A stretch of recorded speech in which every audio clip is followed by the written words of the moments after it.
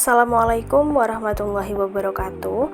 Sebelumnya, perkenalkan saya Ismi Amalia Fajrin dengan NIM 190321100024 dari kelas Penyuluhan Pertanian C.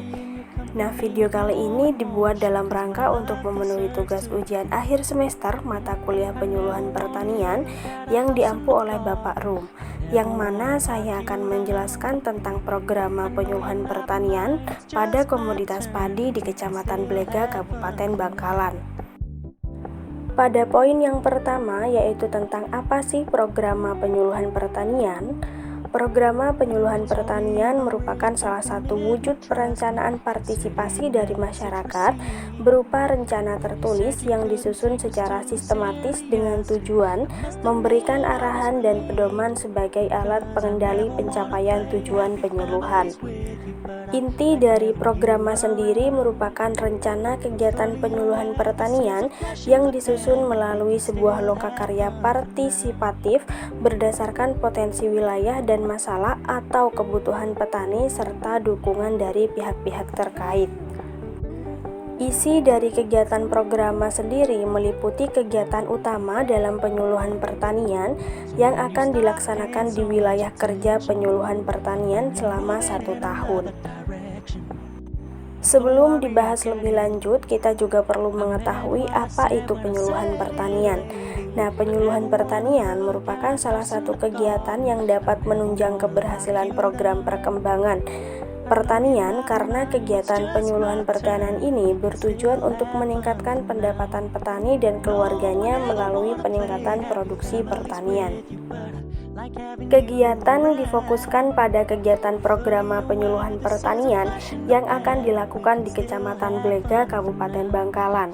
Karena dalam penyelenggaraan penyuluhan pertanian di era saat ini menghadapi beberapa tantangan, baik dari lingkungan ekonomi maupun secara globalisasi yang terus-menerus bergerak secara dinamis, maka untuk mencapai sasaran pembangunan pertanian yang diinginkan akan disusun program di Kecamatan Blega sesuai dengan keadaan dan potensi wilayah. Nah, tujuan yang ingin dicapai dalam penyusunan program penyuluhan pertanian di Kecamatan Blega diantaranya yaitu mampu meningkatkan kemampuan dan keterampilan petani dalam melaksanakan budidaya tanaman padi sawah. Yang kedua, meningkatkan kemampuan dan keterampilan petani dalam melaksanakan pemupukan pada tanaman padi sawah. Yang ketiga, meningkatkan kemampuan dan keterampilan petani dalam melakukan penyiangan tanaman padi sawah sesuai anjuran. Dan yang keempat, meningkatkan kemampuan dan keterampilan petani dalam pengendalian hama dan penyakit tanaman padi sawah. Untuk mencapai tujuan, maka diperlukan rangkaian yang akan dilaksanakan dalam bentuk perencanaan kegiatan di Kecamatan Blega yang dimulai dari penentuan tujuan, penetapan permasalahan yang akan diprioritaskan, sasaran berupa masyarakat tani yang akan diberikan penyuluhan, pelaksanaan kegiatan penyuluhan pertanian yang dilakukan oleh pihak-pihak terkait, penyampaian materi yang disesuaikan dengan permasalahan yang diangkat, metode yang digunakan dalam kegiatan program penyuluhan pertanian, penentuan lokasi dan waktu di mana tempat penyuluhan pertanian akan dilakukan, perincian sumber biaya yang akan dilakukan dalam kegiatan penyuluhan pertanian, dan menetapkan penanggung jawab dalam kegiatan program penyuluhan pertanian. Selanjutnya, mengenai kondisi wilayah di Kecamatan Blega. Yang pertama, tentang kondisi topografi.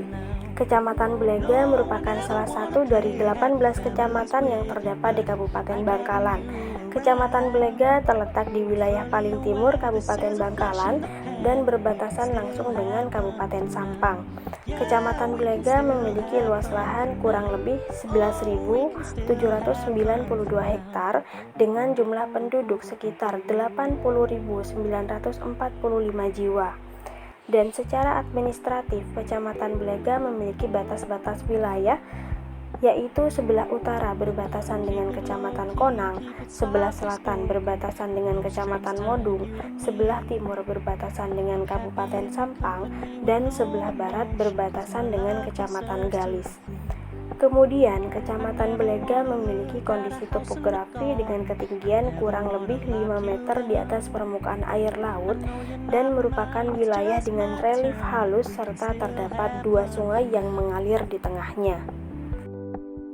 Selanjutnya, kondisi iklim. Kecamatan Blega memiliki iklim tropis dengan 2 musim, yaitu musim penghujan dan musim kemarau. Musim penghujan biasa dimulai sejak bulan November hingga bulan Juni dengan puncak curah hujan tertinggi pada bulan Desember hingga Februari. Sedangkan musim kemarau dimulai pada bulan Mei hingga September dengan puncak kemarau pada bulan Juli hingga September, yang mana kondisi iklim di Kecamatan Blega sebanyak 7 bulan yang merupakan bulan basah dan 5 bulan merupakan bulan kering.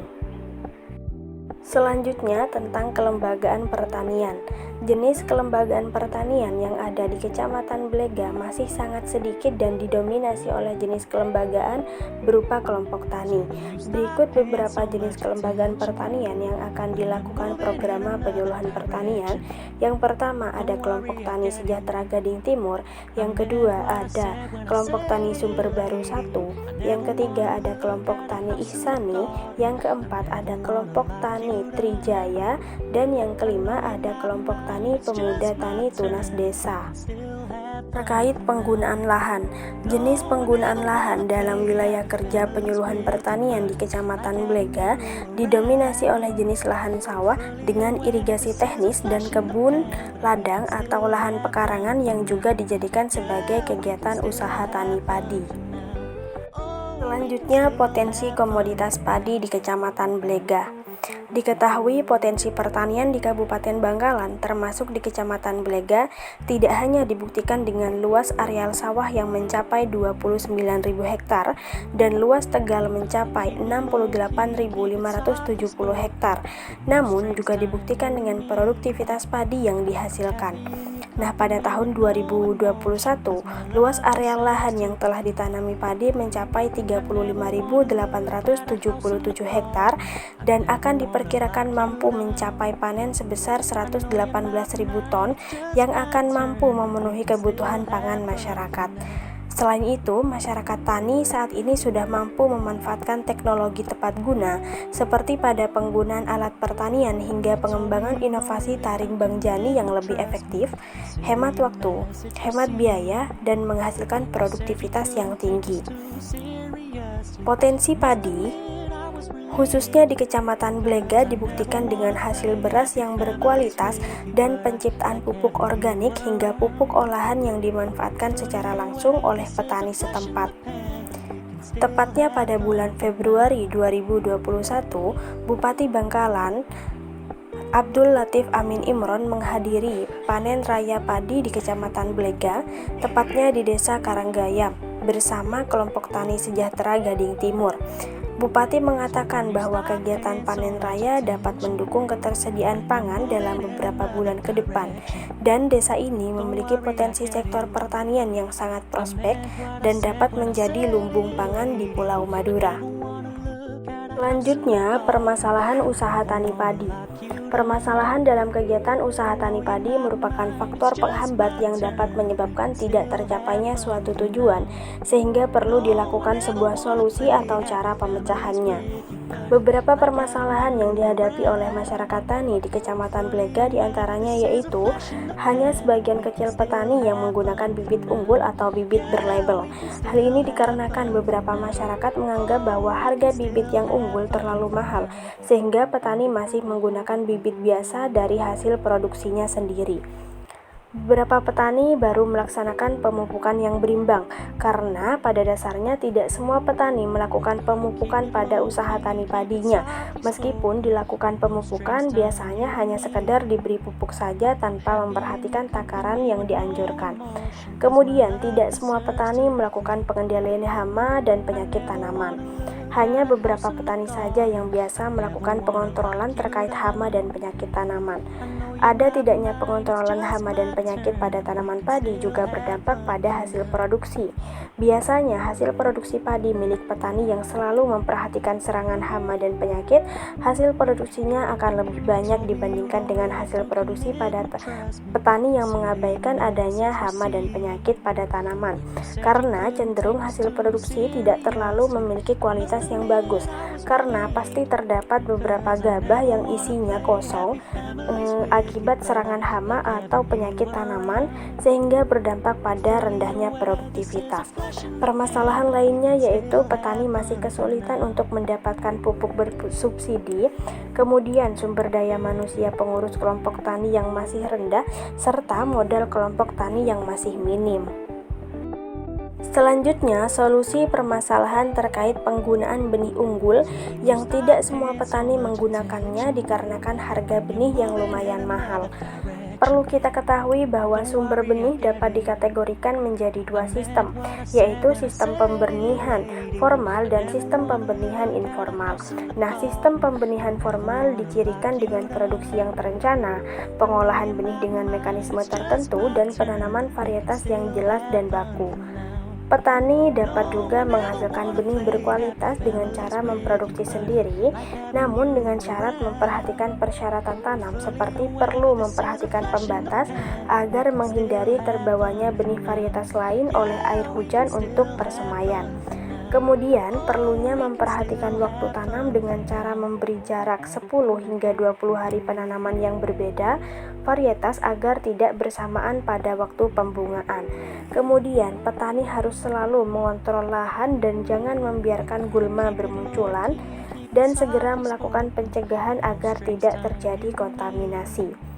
Selain itu, petani juga harus mengawal saat panen dan pengeringan dengan cara memperhatikan benih yang sedang dipanen pada suatu areal pertanaman yang menunjukkan minimal 80% sudah matang. Lalu, benih yang sudah dipanen harus terhindar dari pencampuran dengan benih dari areal lahan lainnya. Peralatan atau tempat untuk pemanenan harus bersih, serta terhindar dari kemungkinan pencampuran dari hasil varietas lain. Nah, setelah panen, gabah harus segera dijemur untuk mencegah terjadinya deteriorasi. Dengan begitu, produksi benih secara mandiri dapat dilakukan petani pada benih lokal yang memang sudah beradaptasi dengan lingkungan setempat, baik dari segi ketahanan penyakit maupun produksinya yang tinggi. Selanjutnya, solusi permasalahan yang kedua yaitu tentang petani yang belum melakukan pemupukan secara berimbang. Pihak penyuluh akan memberikan informasi tentang bagaimana cara pemupukan padi yang tepat untuk mengoptimalkan hasil panen. Nah, cara pemupukan padi merupakan salah satu kunci untuk mendapatkan hasil panen yang optimal dan melimpah. Saat ingin melakukan pemupukan, pastinya harus memperhatikan usia tanaman terlebih dahulu karena akan berhubungan dengan pemberian pupuk yang akan disesuaikan dengan umur padi. Waktu pemberian pupuk juga berpengaruh dan petani harus memperhatikan waktu pemberian pupuk karena menyebarkan pupuk pada waktu yang salah dapat menyebabkan pupuk tidak terserap dengan baik dan tanaman padi tidak dapat nutrisi yang diperlukan. Kemudian, waktu yang tepat untuk memberikan pupuk yaitu di pagi hari yang dimulai pada pukul 8 pagi hingga 10 pagi dan bisa juga memberikan pupuk di sore hari yang dimulai pada pukul 4 sore hingga 5 sore. Perlu diingat juga bahwa petani harus menghindari pemberian pupuk di waktu hujan atau mendung karena akan berpotensi menghilangkan pupuk. Dan setiap petani juga perlu mengetahui bahwa setiap tempat memiliki kebutuhan pupuk yang berbeda-beda. Misalnya saja pada daerah yang subur pasti akan membutuhkan pupuk yang lebih sedikit dibandingkan dengan daerah yang kering karena kandungan zat hara pada tanah yang subur tentu lebih tinggi apabila dibandingkan dengan tanah yang kering. Kita juga perlu mengetahui kapan tanaman membutuhkan nutrisi dari pupuk dan jangan sampai terlalu cepat atau bahkan terlambat memberikan pupuk pada tanaman padi karena akan membuat hasil panen menjadi kurang optimal.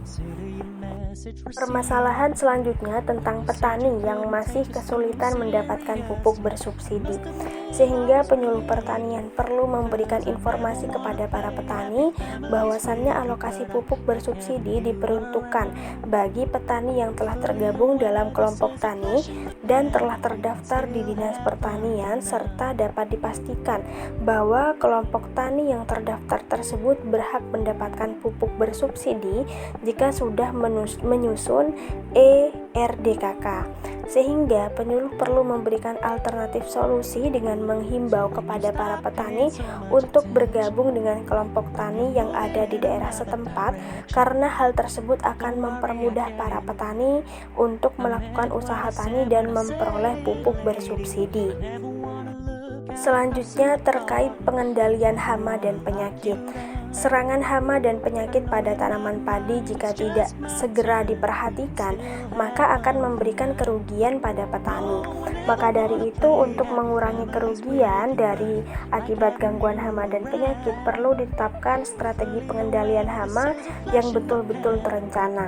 Misalnya, untuk mengurangi gangguan penyakit blast sehingga varietas yang tahan dan sistem tanam mulvarietas perlu diperhatikan. Kemudian contoh lainnya yaitu pada penyakit HDB yang merupakan penyakit bakteri yang tersebar luas dan menurunkan hasil produksi hingga 36%, di mana penyakit ini dapat terjangkit pada musim hujan, bahkan pada musim kemarau yang basah, terutama pada lahan sawah yang selalu tergenang. Nah, dalam rangka mendukung program peningkatan produksi beras, maka informasi terkait pengendalian hama dan penyakit dapat menambah pengetahuan dan mampu mengatasi permasalahan tentang hama dan penyakit pada tanaman padi dengan segera menanggulanginya. Yang terakhir, untuk mengatasi permasalahan permodalan pada kelompok tani adalah dengan melakukan kredit usaha rakyat atau KUR, yang merupakan pinjaman modal kerja yang diberikan kepada individu atau badan usaha atau kelompok yang dinilai memiliki usaha produktif dan layak. Dan perlu diketahui juga bahwa setiap orang yang mengajukan permohonan KUR, baik secara langsung maupun tidak langsung, bisa mendatangi pihak penyalur KUR di kantor cabang atau kantor cabang pembantu bank pelaksana seperti Bank BNI, Bank Mandiri, ataupun Bank BRI.